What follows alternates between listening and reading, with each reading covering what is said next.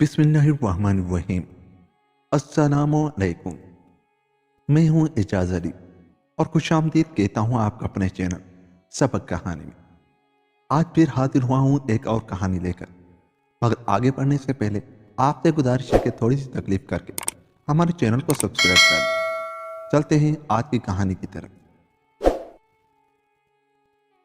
ایک شخص کچھ جواہر ایک بٹوے میں سرپا مہر کر کے قاضی کے پاس لے کر گیا اور بولا، تو ایماندار، سچا اور دیانتدار آدمی ہے۔ ایک ضرورت سے میرا سفر کرنے کا ارادہ ہے، اس لیے میں تیرے گھر کچھ رکھنے کو لایا ہوں۔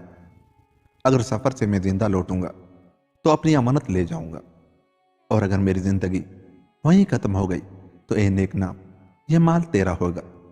قاضی نے اس شخص کی یہ بات سن کر کہا، اے عزیز، کوئی حرج نہیں۔ غرض اس نیک انسان نے وہ جواہر قاضی کے سپرد کیے اور سفر پر روانہ ہو گیا۔ ادھر قاضی نے مہر کیا ہوا بٹوا پھاڑ کر قیمتی جواہر نکال لی اور ان کی جگہ پتھر رکھ دی، اور ایک ماہر رفوگر کو بلا کر کہا، اس سرپا مہر بٹوے کو ایسا رفو کر دے کہ کسی پر یہ راز ظاہر نہ ہو۔ اس کام کے لیے میں تجھے منہ مانگائے انعام دوں گا۔ کئی ہزار دینار اس کام کی اجرت ٹھہری۔ رفوگر نے اس بٹوے کو ایسا رفو کیا کہ ہزار آنکھوں سے بغور دیکھنے کے بعد بھی عقل میں یہ بات نہ آ سکے کہ اسے رفو کیا گیا ہے۔ رفوگر نے اس طرح سے بٹوا ٹھیک ٹھاک کر کے قاضی کے حوالے کر دیا اور ہاتھ کے ہاتھ اپنی پوری اجرت لے کر روانہ ہوا۔ کچھ دنوں کے بعد وہ شخص سفر سے واپس لوٹا اور قاضی سے اپنی امانت طلب کی۔ قاضی نے سرپا مہر بٹوا اس کے حوالے کر دیا۔ گھر آ کر اس نے جو بٹوا کھولا تو جواہر کی جگہ پتھر ملے۔ اس شخص نے یہ عجیب و غریب ماجرا دیکھا تو بھاگا بھاگا قاضی کے گھر آیا اور کہا، اے قاضی پاجی، تو نے یہ کیا غضب کیا؟ قاضی بلائے، عزیز، تو مجھ پر جھوٹے اور دغاباز ہونے کا کیوں الزام لگا رہا ہے؟ میں تیری امانت سے واقف نہیں ہوں۔ تو جیسا بٹوا مجھے دے گیا تھا ویسا ہی آ کر لے گئے۔ لوگ میری دیانت سے خوب واقف ہیں۔ مجھے اگر دولت ہی جمع کرنی ہوتی تو میں سارے شہر کا قاضی تھا، جس طرح جی چاہتا دولت کماتا۔ غرض کے ایسی جھوٹی باتوں سے قاضی نے وہ قیمتی جواہر ہڑپ کر لی۔ وہ شخص ناچار اکبر بادشاہ کے پاس گئے اور فریاد کی۔ سارا حال جاننے کے بعد اکبر بادشاہ نے اس شخص سے کہا، اے عزیز، تو یہ بٹوا میرے پاس چھوڑ جا۔ چند روز بعد تو یہاں پھر آنا، تیری چیز مل جائے گی، تو بے فکر رہے۔ بادشاہ عالم پناہ نے اسے تو کچھ رخصت کیا، مگر جس زر نگار اور عجوبہ روزگار مسند پر خود بیٹھا تھا اسے حاشیے کے غریب سے پھاڑ دیا اور سیر و شکار کے لیے پہاڑ اور خوبصورت وادیوں کی طرف روانہ ہو گئے۔ ادھر یہ ہوا کہ فراش نے جو اس مسند کو آراستہ کرنا چاہا تو کیا دیکھتا ہے کہ وہ قیمتی زری مسند حاشیے کے پاس سے کس قدر پھٹا ہوا ہے۔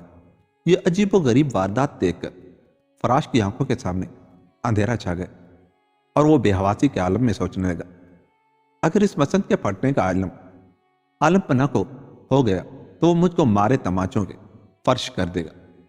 فراش نے اپنے ایک ساتھی کو اس احوال سے مطلع کیا تو اس نے کہا، اے بھائی، تو میری جان کے برابر ہے۔ اگر یہ راز میرے تیرے سوا کسی اور پر ظاہر نہیں ہوا ہے تو بالکل فکر نہ کر۔ اس شہر میں ایک بہت ماہر رفوگر ہے جو اس مسند کے پھٹے حاشیے کو نہایت خوبی اور صفا سے رفوگر کر دے گا۔ اپنے ساتھی کی یہ بات سن کر فراش مسند کو رفوگر کے پاس لے گیا اور بولا، اے نادرہ کار، سلیقہ شعر، تیری خدمت میں میری یہ التجا ہے، تو اسے باخوشی قبول کر۔ تیری جو بھی اجرت ہوگی اس سے دگنی میں تیری خدمت میں حاضر کروں گا۔ اس رفوگر نے مسند کو جیسا کہ وہ تھا ویسا ہی رفو کر دیا اور ایسا رفو کیا کہ خود فراش کی عقل رفو چکر ہو گئے۔ قصہ مختصر، فراش نے کچھ اس زر نگار مسند کو پہلے کی طرح آراستہ کیا اور خاموشی اختیار کر دی، لیکن اکبر بادشاہ نے جو اس پھٹے ہوئے مسند کو دوبارہ درست پایا تو فراش کو بلوایا اور کہا، سچ سچ بتا، اس مسند زری کو کس نادرہ کار اور سلیقہ شعر رفوگر نے رفو کیا ہے؟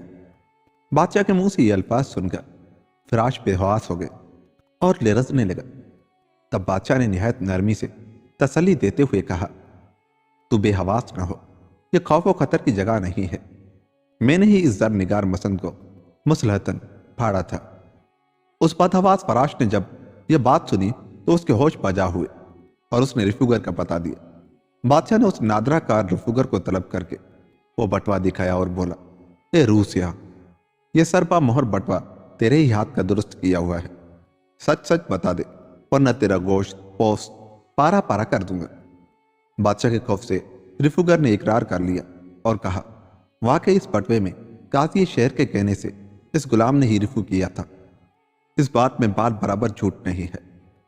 तब बादशाह ने काजी शहर को तलब फरमाया और इरशाद किया, ए पाजी, मैंने तुझको दयानतदार समझकर काजी शहर बनाया था और तूने ये हरकत की, मगर अब इसी में खैरियत है कि इस अजीज को इसके जवाहिर हवाले कर दे। बादशाह का ये कलाम सुनकर काजी कहने लगा, ए बादशाह आलम पना, मैंने इस अजीज से जैसा सरबा मोहर बटवा लेकर रखा था वैसा ही सरबा मोहर इसके सुपुर्द की है।